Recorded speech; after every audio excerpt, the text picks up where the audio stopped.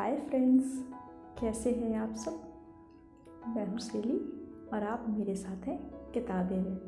दोस्तों, शरत मेरे फेवरेट लेखक हैं और मुझे लगता है कि जिन लोगों ने भी शरत को पढ़ा है वे उनके मुरीद हो ही जाते हैं।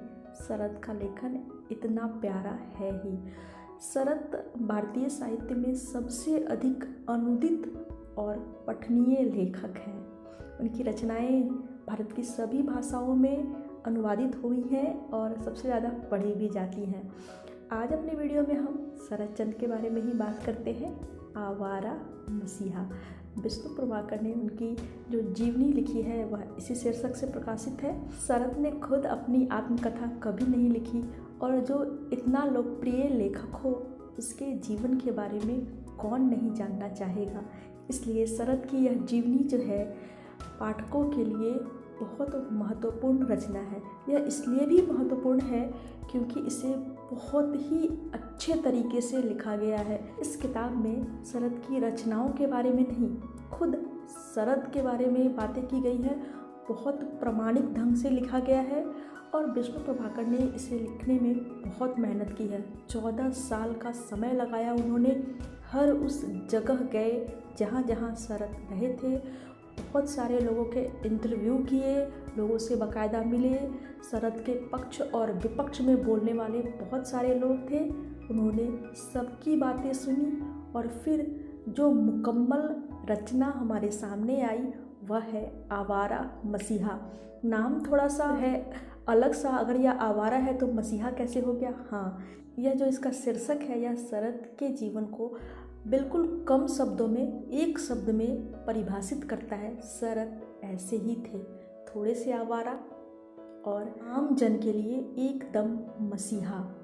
शरत ने समाज की सबसे दबी कुचली आवाज़ यानी कि वेश्याओं की आवाज़ को वाणी दी, उन्हें स्थान दिलाया, उन्हें स्वाभिमान दिया, अपनी रचनाओं में मान दिया। शरत सबसे अधिक समय महिलाओं के साथ घिरे रहे और उनकी जो रचनाएं हैं, हम जितनी भी किताबें उनकी पढ़ते हैं उनमें महिलाएं जो हैं सशक्त रूप में खड़ी हैं। महिलाओं का बहुत सारा चित्रण है, बहुत सारे विवादित कैरेक्टर उन्होंने दिए, लेकिन उनके सभी कैरेक्टर जो हैं बिल्कुल इसी जगत के थे। उन्होंने कुछ भी काल्पनिक नहीं लिखा। सब कुछ जो देखा, जो महसूस किया, सब रचते चले गए। जो यह आवारा मसीहा है, शरत को यहाँ आवारा इसलिए कहा गया है क्योंकि शरत में व्यभिचार के भी गुण थे। वेश्यागमन बहुत करते थे वह, और इसीलिए वह वेश्याओं के मन को समझते हैं और उन्होंने उनके बारे में इतना लिखा भी है। तो और दूसरी बात है, उन्हें नशे की भी आदत थी। अफीम और तंबाकू, दो दुश्मन उन्होंने गले लगा के रखे थे। इसके अलावा वो समाज के दबे कुचले लोग, जो जातिवाद उनके समय में हावी था और वे इसकी परवाह नहीं करते हुए सबके घर में न छुआछूत मानते थे न जातिवाद, कहीं भी किसी के भी पास मदद के लिए पहुंच जाते थे। तो इन सभी जो उनके गुण अवगुण थे उनको मिलाकर के उन्हें आवारा लोग कह दिया करते थे, व्यभिचारी कह दिया करते थे। तो इस नज़रिए से हम देखते हैं तो आवारा मसीहा जो है शीर्षक बहुत सटीक है। इस किताब को प्रभाकर जी ने 3 खंड में बांटा हुआ है। 3 पर्व के रूप में वो नामित है: दिशाहारा, दिशा की खोज और दिशांत। ये जो 3 खंड है शरत के जीवन के 3 अध्याय, एक तरीके से हम मान सकते हैं कि जीवन में 3 महत्वपूर्ण मोड़ थे। एक बाल्यकाल का था, एक युवावस्था का था और एक ढलान उम्र का था। ये तीनों जो पर्व हैं हमारे शरत के जीवन की 3 दशा जो है उसको इंडिकेट करती है। तो सबसे पहले हम दिशाहारा के बारे में जानते हैं, शरत के बचपन के बारे में जानते हैं, जिसने शरत का निर्माण किया। जो शरत के पिता हैं वह प्रतिभावान हैं, लेकिन उनमें एक बहुत बड़ा अवगुण है, वे अस्थिर हैं। उनका मन चंचल है, वह एक जगह टिक के नहीं रह पाते हैं। साहित्यकार हैं, वो चित्रकार हैं, वे साहित्य और ललित कलाओं से ओतप्रोत हैं, भरे हुए हैं। बहुत अच्छी प्रतिभा है उनकी, लेकिन सबसे बड़ी गड़बड़ी यही आ जाती है कि वे अस्थायी रूप से कहीं पे टिक नहीं पाते हैं। तो न उनकी नौकरी अस्थायी रह पाती है, न बाकी और कुछ लिखना पढ़ना, सब कुछ को बीच बीच में अधूरा छोड़ते हैं। ऐसा उनका बिखरा सा व्यक्तित्व था और उनका यही व्यक्तित्व शरत ने अपना लिया था। उनकी माँ भुवन मोहिनी बहुत अच्छी महिला थी और गृह कार्य में निपुण थी, घर को चलाने में दक्ष थी। अपने पति के इस व्यवहार के बावजूद वह घर को संभाले रखती थी। लेकिन एक बार ऐसी स्थिति आ गई कि घर में आर्थिक तंगी को वह संभाल नहीं पा रही थी। उन्हें समझ में नहीं आ रहा था कि अपने बच्चों का लालन पालन कैसे करे। तो वे अपने पिता से मदद मांगती हैं और शरद का परिवार भागलपुर पहुंच जाता है उनके नाना के घर में। उनके पिता घर जमाई बन के रहने लगते हैं, लेकिन उनकी प्रवृत्तियां जो है यहाँ भी उनका साथ नहीं छोड़ती हैं। शरद के नाना का जो घर था वह संयुक्त परिवार था। बहुत सारे उनके मामा और मौसी वगैरह वहीं उसी घर में थे। सब बहुत सारे बच्चे मिलकर खूब शैतानियाँ करते थे। शरद प्रतिभावान थे, किताबों से उन्हें बहुत लगाव था। इसके लिए उन्होंने गंगा के किनारे एक तपोवन बना के रखा था, झाड़ियों के बीच में जगह साफ सुथरा करके, जैसे देवदास में रखा था ना देवदास ने, वैसे ही यहाँ पे रखा था। यह एकांत जगह शरद के लिखने और पढ़ने की जगह होती थी। तो जब उन्हें पढ़ने लिखने का मन होता तो यहाँ जाके तपोवन में छिप जाते और बाकी समय उनके छोटे मामा सुरेंद्र, उनका फ्रेंड राजू, धीरू, ये सारे जो थे, उनकी एक महिला मित्र बड़ी उनकी परम स्नेही थी धीरू, तो इन सब के साथ वे बहुत शैतानियाँ करते थे। खूब मीठी मीठी, कहीं पे बाग में जाके फल चुरा रहे हैं, किसी की चुटिया खींच रहे हैं, कुत्ते बिल्ली को डंडे मार दे रहे हैं, पत्थर मार दे रहे हैं, तितलियाँ पकड़ पकड़ के लकड़ी के बक्से में बंद कर दे रहे हैं। इस तरीके की जो शरारतें थी शरद बहुत करते थे। मछलियाँ मार रहे हैं, तो ये सारा कुछ उनके जीवन में चलता रहता था। बहुत जल्द शरद ने अपने नाना और अपने पिता की सारी किताबें पढ़ ली। छिप छिप के प्रतिदिन कुछ समय उनका अपने तपोवन में गुजर ही जाता था किताबों के बीच। और जो उनके पिता की यह प्रवृत्ति थी, इसके कारण एक दिन नाना उनसे गुस्सा होते हैं और उन लोगों को वापस उनके गाँव भेज देते हैं। माता वहाँ आ जाती हैं, लेकिन बहुत दिन यहाँ नहीं रहती हैं क्योंकि आर्थिक तंगी ख़त्म नहीं हो पा रही होती है। बच्चों का लालन पालन करना होता है। शरद वापस फिर से ननिहाल पहुंचते हैं, यहाँ रहते हैं। यहीं पे एक दिन सबसे छोटी बहन को जन्म देते समय उनकी माँ की मृत्यु हो जाती है। शरद के लिए यह समय दुखद था, लेकिन वो अपने आप को संभाल लेते हैं। उनकी प्रवृत्तियाँ वैसी ही रहती है, शरारतें चल रही होती हैं। और यही वो समय था जब उन्होंने व्यभिचार को अपना लिया। उनके मित्र ऐसे थे जो जिन्हें साहित्य से, किताबों से प्रेम नहीं था, शैतानियाँ करते थे और वो अफीम, तंबाकू की गिरफ्त में आ गए। वेश्यागमन भी उन्होंने शुरू कर दिया, जबकि यह वह समय था जब शरद 17-18 वर्ष के ही थे। और इसी आयु से शरद लोगों की मदद करना भी शुरू कर चुके थे, जिसके लिए उन्हें अक्सर डांट पड़ती थी, क्योंकि वे मदद के लिए बड़े छोटे जाति भेद, छूत अछूत कुछ का भी विचार नहीं करते थे। जिसे ज़रूरत होती उसकी मदद के लिए खड़े मिलते थे। इसके कारण उन्हें घर में डांट पड़ती थी और अपने समाज में उन्हें भला बुरा कहा जाता था कि एकदम गंदा लड़का है, आवारा लड़का है, व्यभिचारी है। इस तरीके के उपमान उनके साथ जुड़ते चले गए थे। पिता की प्रवृत्ति वही थी, अस्थिर होना, जॉब छोड़ देना, कुछ काम करना फिर कुछ नहीं करना। इस बीच एक दिन पिता की मृत्यु हो जाती है। शरद इस समय 21 वर्ष के थे। उन्हें लगा जैसे यह तो क्या हो गया और मेरी जिम्मेवारी क्या है। अचानक से शरद को इस बात का एहसास हुआ कि मेरे छोटे छोटे भाई बहन जो हैं वो मेरी जिम्मेवारी है, मुझे कुछ करना चाहिए।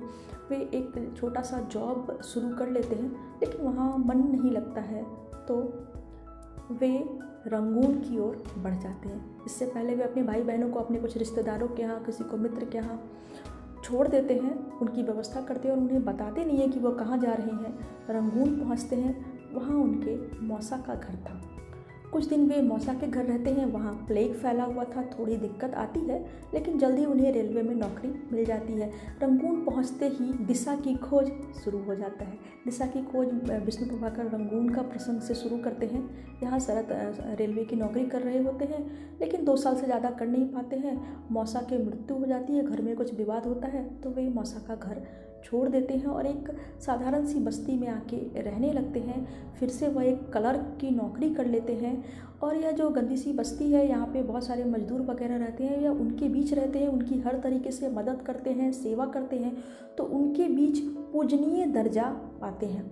यहीं एक दिन एक लड़की शांति उनसे मदद मांगने आती है। शांति का कहना होता है कि उसके पिता उसका विवाह एक बुजुर्ग व्यक्ति से करना चाह रहे हैं, जो कि वह नहीं चाहती है। शरद उसके पिता के पास पहुंचते हैं और उसका इस तरीके से गलत विवाह करने को मना करते हैं। तो पिता कह देते हैं, तो क्या तुम मेरी बेटी से विवाह करोगे? मेरे पास तो पैसे नहीं है, मेरे पास दहेज के लिए ये नहीं है, मेरे पास साधन नहीं है, मेरे पास जो प्रस्ताव आएगा मैं तो उसी में विवाह करूँगा।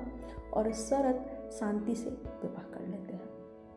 बहुत जल्द उनके घर में एक पुत्र आता है। शरद को लगता है खुशियाँ आ गई, लेकिन प्लेग वापस आ जाता है और शांति और उनके बेटे को लेके चला जाता है।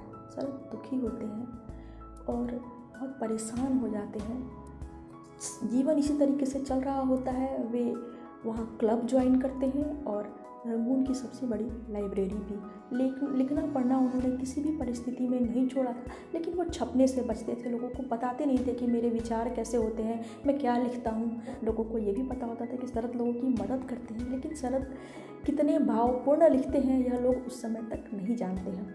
इसी बीच उनका एक मित्र विषम परिस्थितियों में घिरता है और अपनी पुत्री को उनके घर पे छोड़ देता है। तब परिस्थितियों के अनुसार उससे विवाह कर लेते हैं।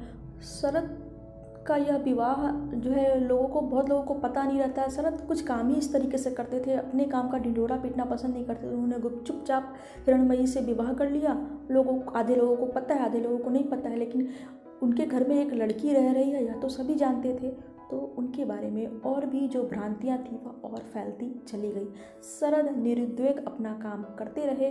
उन्होंने पशु पक्षियों से प्रेम था, तो उन्होंने अपने घर में कुछ पशु पाले, कुछ पक्षी पाले और उन सभी के बीच वो बहुत आराम से रह रहे थे। इसी बीच जो उनका पहला उपन्यास था मंजली दीदी, उनका यह लेखन में पहला उपन्यास नहीं था, लेकिन यह पहली बार छपना शुरू हुआ धारावाहिक और बहुत तरीके की वाद विवाद शुरू हुए। बहुत लोगों को यह पसंद आया, बहुत को नापसंद हुआ। इस बीच उन्होंने चरित्रहीन लिखी और उन्होंने सोचा कि मैं इसे पब्लिश कराऊंगा, लेकिन तभी उनके घर में आग लग जाती है, सब कुछ स्वाहा। शरद इंडिया आ जाते हैं, लेकिन भारत में उन्हें मन नहीं लगता है। उनकी किताबें, उनके संगी साथी जो थे अब तक वो रंगून में थे। कुछ समय के बाद वे वापस रंगून ही चले जाते हैं। वहाँ हिरणमयी के साथ नए सिरे से जीवन शुरू होता है, नया जॉब शुरू होता है और साथ ही फिर से सब कुछ लिखना। शरद सबसे पहले चरित्रहीन को फिर से लिख के पूरा करते हैं।